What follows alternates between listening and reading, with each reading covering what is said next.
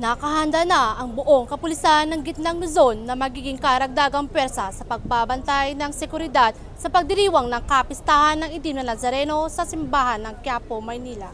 Pinamunuan ito ni Police Colonel Rudecindo Riales, Deputy Regional Director for Operation ng Police Regional Office 3. Kabuuang 1,500 na pulisya ng Gitnang Luzon ang na-deploy bilang katuwang ng National Capital Regional Police Office sa pagpapanatili ng kaayusan at seguridad sa nasabing lugar. Pinaalalahanan ni Police Colonel Riales ang bawat isa na siguraduhing habaan ang kanilang pasensya sa anumang sitwasyon na kanilang kakaharapin. Kaya naman, laging maaasahan ang buong pwersa ng Police Regional Office 3 sa paghahatid ng serbisyo at walang sawang maglilingkod sa ating mga kababayan, lalo na dito sa Gitnang Luzon. Mula dito sa Gitnang Luzon, ako ang inyong PNN correspondent, Patrol Woman Janet Balad, alagad ng batas, tagataguyod ng Balitang Pulis.